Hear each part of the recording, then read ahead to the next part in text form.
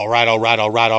What's up, everybody? My people in Manhattan, the Boogie Down Bronx, Queens, all the way out to Staten Island, my home borough, Brooklyn. Back up with another video. This is going to be another entry into the Greatest Games Ever series. And this video is going to be on Super Bowl 38, which is probably the most underrated Super Bowl of all time and arguably the greatest Super Bowl of all time. That's why I said that. Super Bowl 38 is arguably the greatest Super Bowl of all time. I don't care what anybody says. You could argue that if you wanted to. Now, personally, I believe Super Bowl 42. That's just me.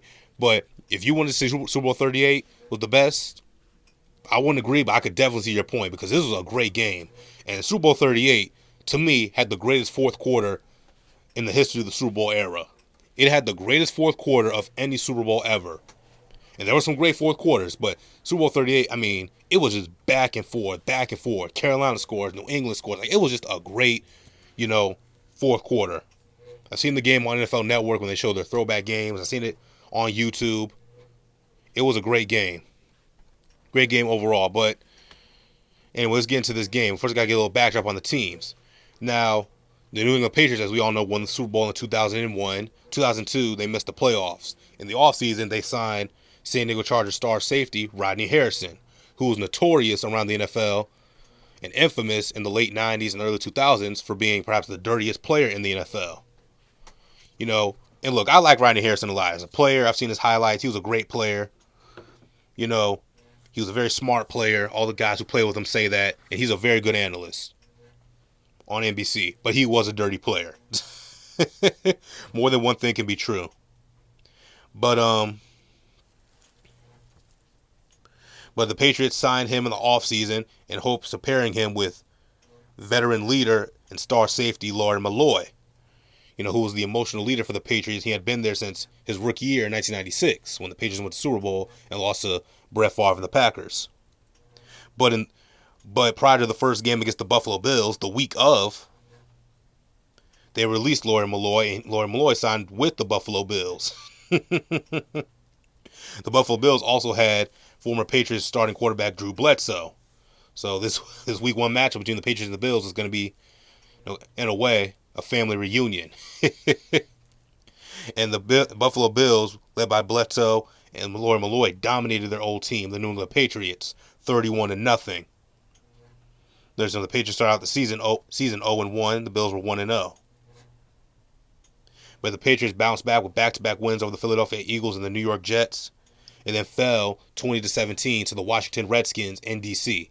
And that would be the last time the New England Patriots would lose for almost a year and a half, as they won a historic, record-breaking 21-game win streak, including victories over the Indianapolis Colts and Peyton Manning. In this is the game that's kind of, famous in Patriots history. Willie McGinnis had gotten hurt on this drive. He sat out for a couple plays. And then on the goal line, Peyton Manning handed off to Edgerrin James, my boy from the U and Hall of Famer. And Willie McGinnis stopped him at the goal line. And Willie McGinnis ran down the field, holding the number 1 in the air. And the Patriots held on to win this game 38-34. It was one of the best games of the Brady-Manning rivalry, by the way. And in the regular season finale, the Buffalo Bills came up to Foxborough, and the Patriots got their revenge as they shut out the Buffalo Bills 31-0. To finish the season on a 12-game win streak and 8-0 record at home. They finished the regular season 14-2, which is a great enough record to get the number 1 seed in the AFC, home field advantage, and a first-round playoff bye. And in the divisional round, they faced league MVP Steve Air McNair and the Tennessee Titans, who they defeated 17-14 to advance to the AFC Championship game, where they faced other league MVP Peyton Manning and the Indianapolis Colts. Peyton Manning and Steve McNair were co-MVPs 2003, for all you don't know. R.I.P. Steve McNair. And the Colts and Peyton Manning probably had the worst game of his career. This man threw 4 interceptions. I love Peyton Manning, but this was probably his worst game, regular season or postseason. It was just terrible. But the Patriots dominated the game from minute 1 to the last whistle. And they won 24-14 to advance to their second Super Bowl in 3 years. Now backdrop on the Carolina Panthers. In 2001, the Carolina Panthers finished an NFL worst 1-15. one of their 15 losses came to the eventual Super Bowl champion New England Patriots. So you see there's some Patriots players in the background. Their lone win was in Week 1 against the Minnesota Vikings in Minnesota. And one of the ways they won was their third-round draft pick from Utah scored a touchdown on a punt return. And that guy's name was Steve Smith. Now, finishing 1-15, you think that guarantees the number 1 overall draft pick. Well, no, because the NFL was expanding, and they welcomed a new franchise known as the Houston Texans. So the Texans, being the expansion franchise, they got the expansion draft, and they got the number 1 overall pick, and they selected quarterback David Carr. And the Panthers, with this number 2 overall pick, selected Julius Peppers. So, you tell me who won the draft. Also, the Panthers finished that 2002 season at 7-9. In the offseason, they made some moves, and they added quarterback journeyman Jake Delhomme, or as Chris Berman used to call him, Jake Nighttime Comes and You Gotta Go Home. Chris Berman was something else, man.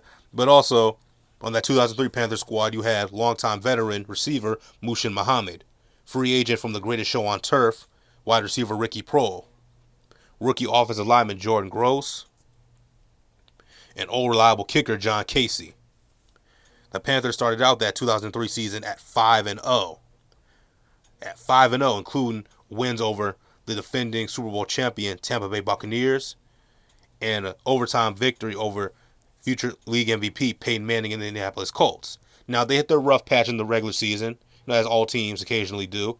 They lost 3 games in a row, but they still finished the season at 11-5 and won the NFC South.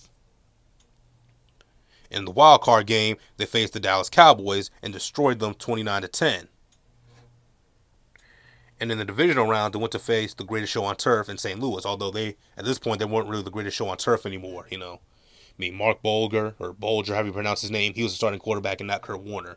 They kind of lost their swag and their pizzazz after that loss to the Patriots. But anyway, this game was probably one of the most thrilling games in NFL history. It's one of the longest games in NFL history as it went to double overtime. And the Panthers won when Jake Nighttime Comes and You Gotta Go Home. He hit Steve Smith Sr., who took it, I believe, 69 yards to the house, and the Panthers won 29-23 in overtime. One of the most iconic plays of Steve Smith's career. In the NFC Championship game, the Carolina Panthers defeated the Philadelphia Eagles in Philadelphia. Deshaun Foster giving one of the longest 1-yard touchdown runs in NFL history. They dominated the Eagles 14-3 in Philadelphia, and for the first time in franchise history, the Carolina Panthers were going to the Super Bowl. The stage was set. Super Bowl 38 in Houston, Texas. The first year of NFL Network. They had George H.W. Bush on NFL Network talking with Rich Eisen, so on and so forth. There was a lot of festivities. The game starts, and the NFC champion Carolina Panthers, the AFC champion New England Patriots, and it was a dreadful first quarter. It was a dreadful defensive first quarter. The two teams were beating each other up, mainly the Patriots beating up the Panthers. Jake Delhomme got sacked 4 times in this game. 4 times. No, we didn't see any fireworks in the first quarter. Adam Vinatieri got a kick blocked, and he missed a kick wide right. Adam Vinatieri. It's okay. He gets a chance to redeem himself later. But in the second quarter, that's when things got cooking. Tom Brady hit future Super Bowl MVP Deion Branch in the end zone to give New England the early 7-0 lead with 3 minutes to go in the second quarter. But Carolina responded with Jake Delhomme throwing up a bomb to Steve Smith, who took it 39 yards to the house, and the game was tied 7-7 with a minute and 40 seconds to go in the game, in the second quarter. And then very late in the second quarter, with 23 seconds on the clock, Tom Brady hit big monster tight end David Givens for a touchdown to give the Patriots the 14-7 lead going into halftime. And, well, we all know what happened at halftime. It was okay. We're not going to get into that. And, not to get off topic, but that controversy with Janet Jackson, Justin Timberlake, that's why the Super Bowl, I think, is so underrated. Because people mainly talk about, the Janet Jackson, Justin Timberlake fiasco. And I think that overshadowed a truly great game, which is very unfortunate. But anyway, it was a scoreless third quarter. And in the fourth quarter, that's why I said Super Bowl 38 had the greatest fourth quarter in Super Bowl history. I mean, that's just me. You're welcome to disagree in the comment section down below. But in the fourth quarter, Antoine Smith ran up the gut for a 2-yard touchdown to give the Patriots a 21-10 lead. Very early in the fourth quarter. And then Deshaun Foster responded with a touchdown run of his own. As he ran the left side and went up 33 yards, dove for the end zone, touchdown, Carolina. And the Carolina Panthers tried for a 2-point conversion, which failed, so it was 21-16. Here's that kind of picture of Deshaun Foster diving in the end zone. But the Panthers defense got the Patriots off the field and got the ball back, and Jake Delhomme launched a bomb to Muhsin Muhammad, who took 85 yards. It was an 85-yard bomb. Muhsin Muhammad went to the house, and it was a touchdown. And once again, they tried for a 2-point conversion, and once again, they failed, but it was okay because it gave them the 22-21 lead with 7 minutes to go in the fourth quarter. Then middle linebacker Mike Vrabel, who's now the head coach of Tennessee, lined up at tight end, and Brady rewarded him for his versatility by giving him a touchdown. And unlike the Panthers, the Patriots converted the 2 points, and it was a 29-22 ball game. And then Jake Delhomme, he hit Ricky Proehl, former Greatest Show on Turf Ram, for a touchdown to tie the game at 29-29. Now with 1 minute and 13 seconds to go. Now back to the idiot kicker. John Casey, as Peyton Manning would say, the idiot kicker. He kicked the ball off and the ball went out of bounds. And of course, all you watch football know that's a penalty. So it gave the Patriots great field advantage. They gave them a relatively short field with only 1 minute and 13 seconds to go in the ball game. Enough time for a Tom Brady miracle.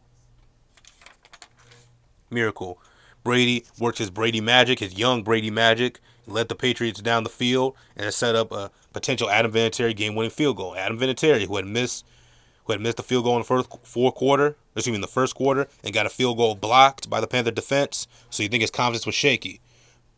But when his team needed it the most, when the Patriots needed Adam Vinatieri the most, he showed up, converted the field goal with 4 seconds remaining, gave the Patriots the 32-29 lead and the 32-29 victory. And for the second time in 3 years, the New England Patriots brought the Vince Lombardi Trophy back to Foxborough. See an emotional Rodney Harrison. He got injured earlier in the game. See him very emotional, and the confetti rains down his head. After being in the league for 9 years, he was finally Super Bowl champion. He went to the Super Bowl his rookie year in 1994 with the San Diego Chargers, and of course, they got destroyed by the 49ers, but it is what it is. But the Carolina Panthers, they fought hard, and they gave a great game. I mean, Jake Delhomme, he went 16 of 33 for 323 yards and 3 touchdowns. Muhsin Muhammad, 4 catches, 140 yards and a touchdown. They played great. But it wasn't enough. That's life. Deion Branch, he probably could have got Super Bowl MVP. He had 10 catches, 143 yards, and 1 touchdown. But we all know who's going to be the MVP of this game. The young legend himself, Tom Brady. Thomas Edward Patrick Brady Jr. He went 32 of 48 for 354 and 3 touchdowns. And the Patriots were victorious, thus ending one of the greatest Super Bowls ever played. Like I said, one of the more underrated Super Bowls ever played. But what do you guys think in the comment section down below? Do you agree with Peter King that Super Bowl 38 was the greatest Super Bowl of all time? Is it underrated? Is it overlooked because of the Janet Jackson fiasco? You let me know in the comment section down below. Click the like button, subscribe. Help a young brother go on YouTube, turn on the notification bell. I'm so excited. Super Bowl week's almost upon us. See y'all.